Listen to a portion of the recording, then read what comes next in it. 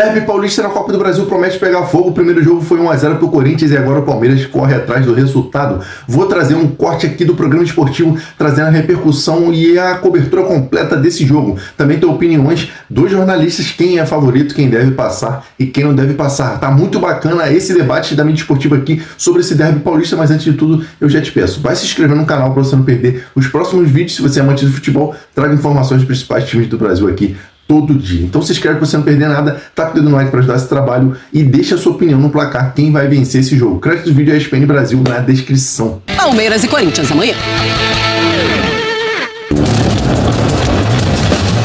O duelo entre Palmeiras e Corinthians pela Copa do Brasil expõe uma diferença de investimento gigantesca entre os rivais. Enquanto o clube alviverde gastou 575 milhões de reais em 9 contratações durante 2025, o time alvinegro desembolsou apenas 30 milhões de reais. Isso para adquirir 2 jogadores que estavam emprestados, Hugo Souza e Kaká.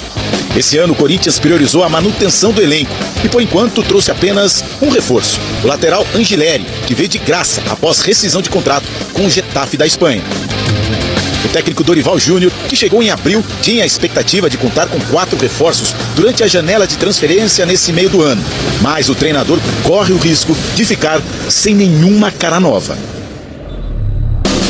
O atual campeão paulista tem até o dia 11 de agosto para pagar 33 milhões de reais ao Santos Laguna do México, dívida referente à contratação do zagueiro equatoriano Félix Torres em 2024. Caso contrário, o time pode sofrer um transfer ban da FIFA, punição que impede os clubes de registrar novos jogadores.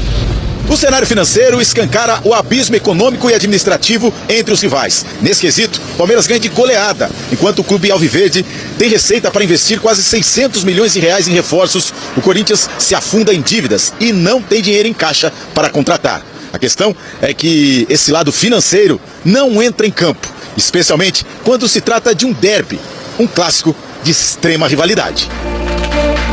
Só esse ano, nesse contexto de altos investimentos de um lado e crise financeira do outro, foram disputados 5 clássicos. Foram 2 empates, 1 vitória do Palmeiras e 2 do Corinthians, que ainda comemora a conquista do título paulista em cima do maior rival. Mais uma prova que acima da questão econômica e do momento de cada time está o contexto emocional de uma rivalidade centenária, um dos maiores clássicos do país, que de quebra dá vaga à próxima fase da Copa do Brasil. Nesta quarta-feira, é certo que as finanças não entram em campo, mas certamente vão pesar em dobro para o time eliminado. Só quem sabe o que é um Palmeiras e Corinthians entende. Pois é, e vai ser eliminado pelo maior rival para ver o que não acontece no dia seguinte, a crise que não gera. E estou ao lado do Paulo Calçade também, do Gustavo Zupac nessa noite. Fala, Calçade, tudo bem? Boa noite. Olá, Marcela, companheiros, olá para você que nos assiste. Bom, é claro que alguém aí, alguma dessas equipes vai ficar fora da Copa do Brasil. Né? Aí uma certeza, né? Isso é uma certeza. E o tamanho da crise, ela pode ser diferente. Claro que para o torcedor é uma tragédia. Ele vê como uma tragédia. Mas uma coisa é o Palmeiras desclassificado, tendo feito o que fez com o Abel nesses últimos quase 5 anos. A outra é o Corinthians, que vem assim, juntando uma crise na outra, e está numa situação muito delicada, né, de recursos. Institucionalmente falando, o Corinthians tem agora, né, agora no sábado, uma decisão importante, né, se o presidente Augusto Melo será realmente afastado definitivamente do clube ou não, com o Ministério Público investigando não só as questões imagina os cartões do Corinthians, né, olha a que ponto o Corinthians chegou. Então, assim, são coisas absolutamente diferentes. Embora o palmeirense sempre faça, quando tem esses momentos, a gente já viu, Abel não serve mais, acabou a era do Abel, né, é que o palmeirense se acostumou num nível tão alto e bom, que eu chamaria de microcrise, viu, Zupa?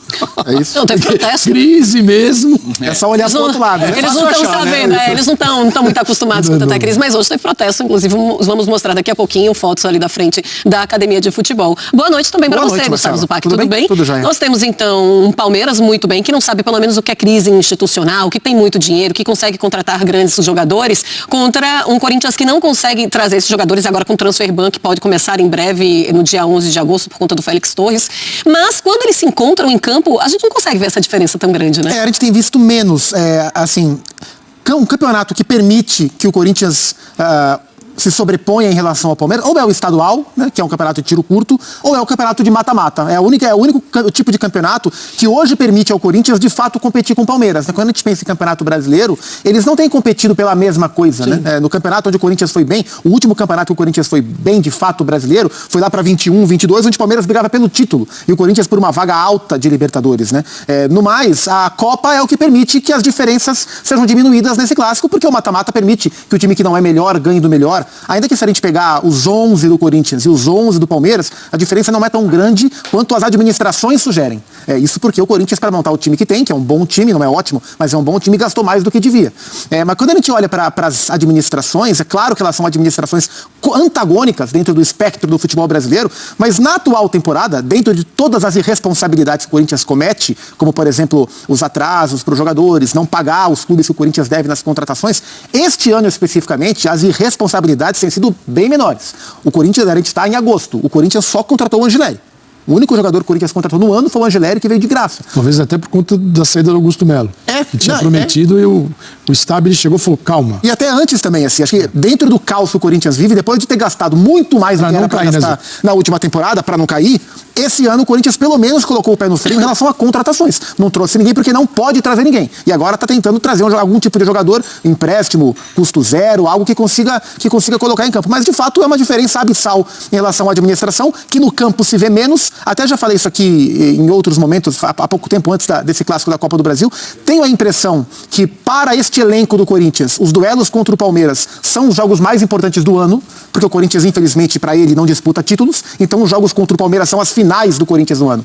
Para o elenco do Palmeiras, não, porque o Palmeiras é um elenco montado para ganhar títulos. Então os jogos contra o Corinthians são importantes, mas não são os jogos do ano. Talvez isso explique porque dentro de campo o elenco do Corinthians parece mostrar mais comprometimento com o tamanho do clássico do que o elenco do Palmeiras. Basta ver um time que teve a melhor campanha na primeira fase da Libertadores contra outro que mal conseguiu chegar. Não conseguiu avançar. Sim. O que eu vejo é uma questão física importante também.